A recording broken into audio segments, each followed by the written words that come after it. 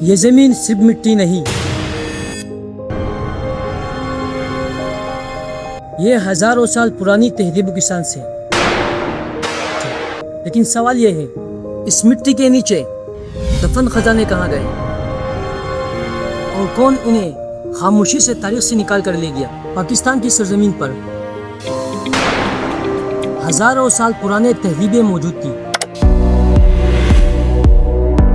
مگر ان کا حصہ آج یا تو غائب ہے یا تو دنیا کی دوسرے عجائب گھروں میں موجود ہے۔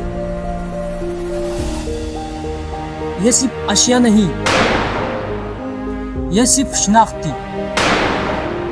کیا یہ خزانے جنگوں میں کھو گئے، یا پھر خاموشی سے نکال لے گئے؟ تاریخ آج تک اس سوال کا مکمل جواب کبھی نہیں دے سکا۔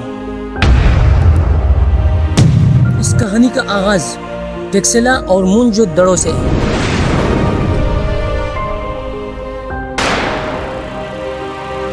وہ تہذیبیں جنہیں آج تک دنیا حیرت کی نظر سے دیکھتی ہے۔ یہاں سے ملنے والے آثار یہ بتاتے ہیں کہ یہ علم، فن اور تجارت کا مرکز تھا، لیکن برطانوی دور میں بڑے پیمانے پر کھدائیاں ہوئی اور بہت سے آثار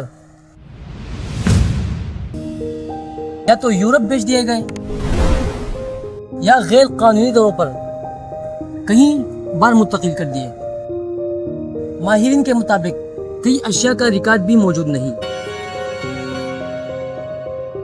آج بھی ٹیکسلا کے میوزیم میں کئی حصے ایسے ہیں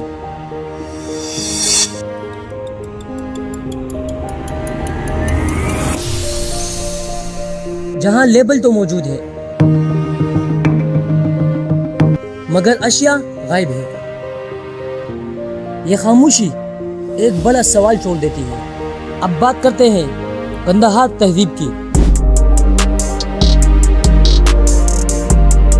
یہ وہ فن تھا جس نے بدھ مت کو ایک نئی شکل دی، مگر اس کے بیش قیمت مجسمے عالمی مارکیٹوں میں فروخت ہوتے رہے۔ رپورٹس کے مطابق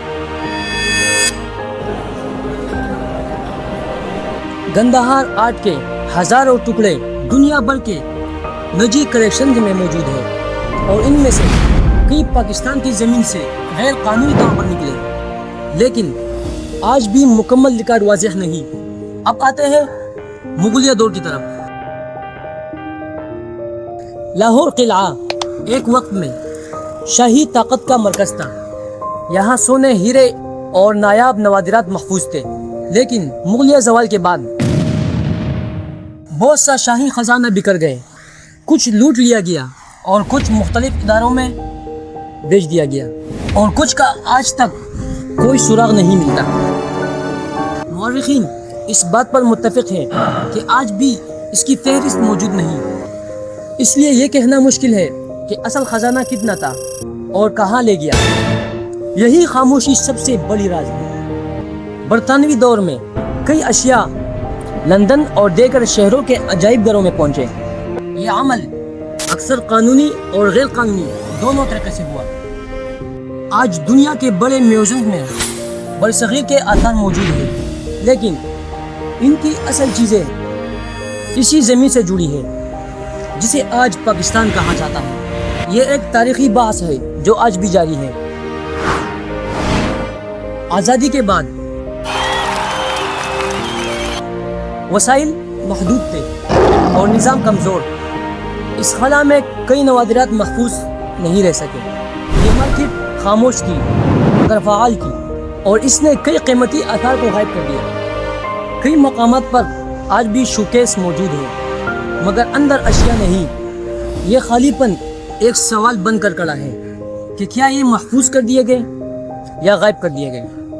پاکستان کی زمین صرف ایک ملک نہیں، ایک تہذیبی میوزیم ہے، لیکن اس میوزیم کے کئی حصے آج غائب ہیں، اور یہی سب سے بڑا معمہ ہے۔ اصل سوال خزانہ نہیں، اصل سوال یادداشت کا ہے۔ ہم نے کتنی چیزیں محفوظ کر دیے گئے اور کتنی چیزیں تاریخ کی اندھیروں میں کھو گئے۔ ماہرین کہتے ہیں کہ بہت سے ریکارڈ ابھی مکمل نہیں، کچھ چیزیں دستاویزات میں ہیں مگر جسمانی طور پر موجود نہیں۔ یہی خلا تحقیقات کو پیچیدہ بناتا ہے۔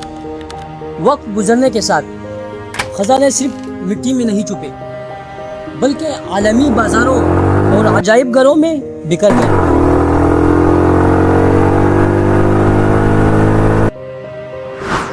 یہی حقیقت سب سے زیادہ تکلیف دہ ہے، لیکن امید ابھی باقی ہے۔